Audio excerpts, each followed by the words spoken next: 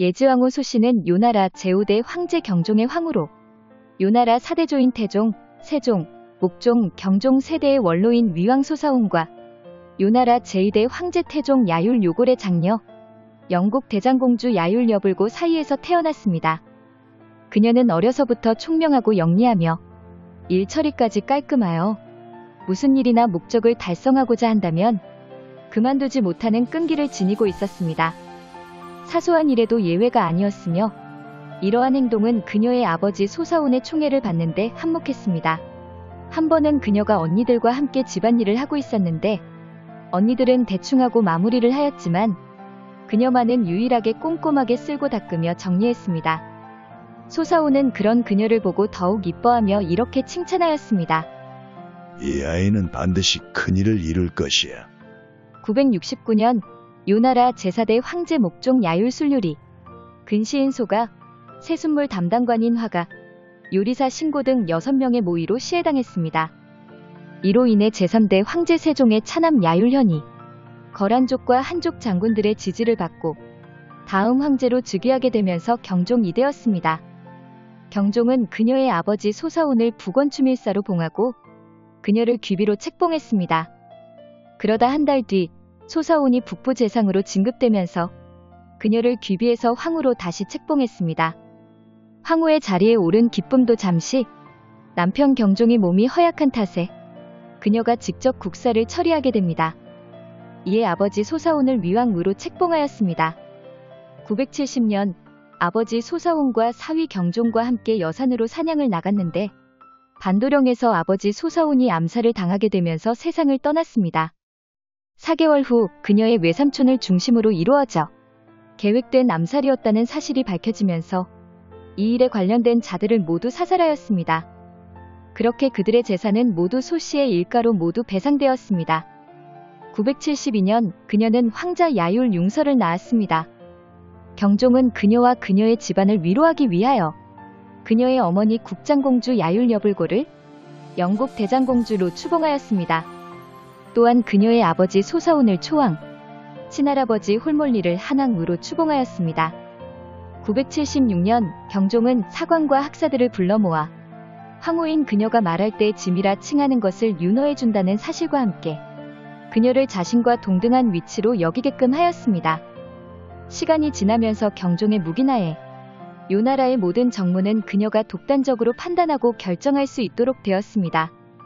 이제 중요한 사안이 발생하게 되면 신하들은 그녀와 함께 상의하여 의견을 정리한 것을 되짚어보고 최종 결정을 할 수 있을 정도로 황제와 동급의 권한을 갖게 되는 것이었습니다. 이로 인해 경종은 그녀가 내린 결정에 통보만 들을 뿐 어떠한 간섭도 하지 않았습니다. 경종의 무관심과 그녀의 노력과 운이 따른 것인지 요나라의 군사력은 날로 강성해지고 있었고 나라의 경제 또한 정상적인 궤도에 들어서고 있었습니다. 980년 경종은 적장남 야율 융서를 양왕으로, 적차남 야율 융경을 항왕으로 봉하였습니다. 982년 경종은 사냥을 나가는 도중 운주 초산 해공에서 35세의 나이로 병사하였습니다. 경종은 자신의 임종 직전에 유조를 남겨 양왕 야율 융서가 다음 황제로 즉위하도록 하였고 나랏일은 그녀의 명에 따르게 하였습니다. 그와 동시에 장수 야율 사진과 중신 한덕량을 고명 대신으로 세웠습니다. 야율 융서는 12세의 나이로 요나라 제6대 황제 성종으로 즉위하였습니다. 그녀는 자신의 아들이 황제의 자리에 올랐다는 기쁨도 잠시 또 다른 고민에 빠지게 되었습니다. 그것은 황제가 너무 어린 탓에 나라가 안정을 되찾지 못할 것 같다는 염려였습니다. 당시 상황은 종실 친왕이 200여 명이 군대를 이끌면서도 자중하고 있었지만 그만큼 세력 또한 탄탄하여 정세가 변하기 쉬운 조건을 가지고 있었습니다. 그녀는 신하 야율 사진과 한덕양 앞에서 눈물을 흘리며 말했습니다. 우리 모자에게는 힘이 없고 종친들의 힘은 날로 강해지니 변방이 안정되지 않는다. 이를 어찌하면 좋겠는가. 중신들이 앞으로 나와 그녀를 위로하며 충성을 맹세했습니다.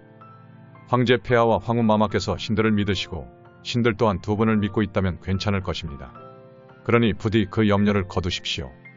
같은 해에 그녀는 성종과 함께 처음으로 조정에 임하여 정무를 보기 시작했습니다. 신하들은 성종의 조노를 소성황제, 그녀를 황태우라 칭하였습니다. 그녀는 종친이자 장군인 송고광 야율 효가를 남경의 군사를 총괄하고 변방을 강화하도록 하였으며, 그녀는 자신의 조카딸과 혼인한 야율 사진을 북원추밀사 로봉하여 내정 사무를 관리하도록 하였는데, 특히 고위 관리직들을 엄하게 관리하였습니다. 이와 동시에 그녀는 남원추밀사 한덕량의 건의를 받아들여 종실 친왕들에게 명을 내리게 됩니다. 제왕은 본분을 잊지 말고 사사로운 연회를 열지 말라.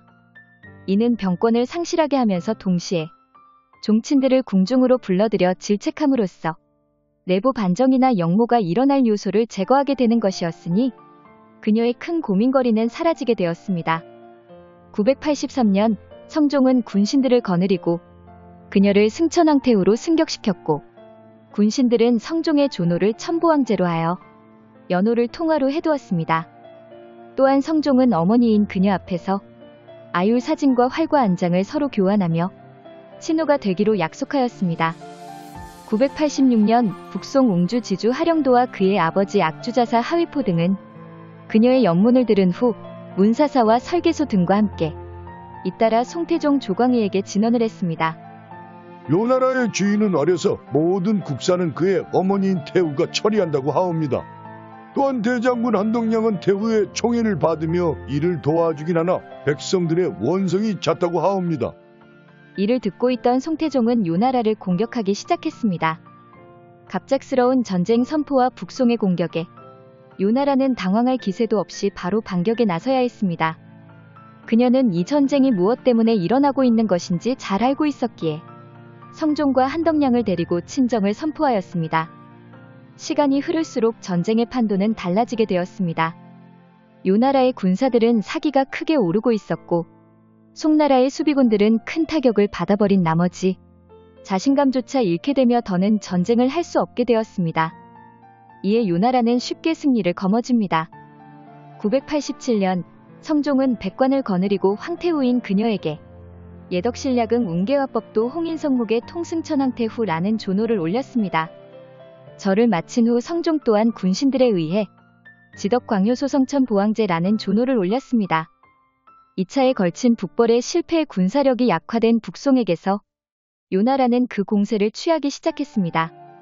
999년부터 1003년까지 요나라 4년을 통해 총 3차례에 걸친 침공에 성공하자 자신감이 생긴 성종은 어머니인 그녀와 함께 20만 대군을 이끌고 남하하였습니다. 요나라의 승리가 확실해질 것을 직감한 그녀는 직접 전장에 나가 북송과 맞서 싸우기 시작했습니다. 송태종이 30만 대군을 이끌고 요나라로 쳐들어오자 그녀 본인이 직접 대군을 이끌고 송군을 패배시켰습니다. 1004년 20만 대군을 그대로 이끌고 북송을 공격하기 시작했습니다. 이대로 잘만 가면 쉬운 전쟁이라고 여기며 안심하는 것도 잠시 요나라 장군 소달름이 송군의 화살을 맞고 전사하였습니다. 이를 계기로 요나라 군사의 사기가 떨어지는 결과를 낳았습니다. 처음부터 요나라와 전쟁만큼은 피하고 싶었던 송태종의 아들 송진종은 전쟁을 찬성하는 이들의 반대를 꺾고 사신을 보내 요나라와 화친을 청했습니다. 그녀는 이를 놓치지 않고 기회로 삼아 4가지의 조건과 함께 휴전을 할 것을 요구했습니다.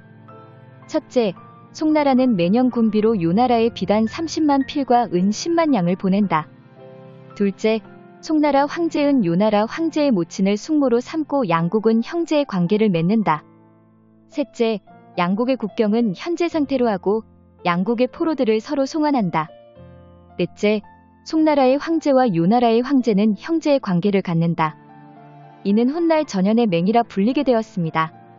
송나라는 요나라의 형님이 되는 입장이 되었지만 돈을 요구받는 신세가 된 것이었습니다. 그녀는 요나라를 중심으로 둔 조건이었기에 국익을 극대화하는 데에는 이만한 것이 없었습니다. 송나라의 입장 또한 비판적으로 볼 수 없는 것이 이후 평화가 찾아왔기에 꾸준히 경제력 강화와 도자기, 회화, 한시 등 여러 가지 방면에서도 큰 발전을 이루어와서 두 나라가 서로 이득을 본 셈이었습니다. 그로부터 100여 년에 걸친 평화의 시대가 시작되었습니다. 1006년 그녀는 아들 성종으로부터 성년에 이르면 제대로 된 친정을 선포하고 싶었지만 때 아닌 송의 공격으로 앞당기게 되었습니다. 그럼에도 갑작스러운 전쟁이 이루어지는 내내 섭정을 아예 그만둘 수는 없었기에 몸소 직접 전쟁터를 누비면서도 정치를 계속해왔습니다.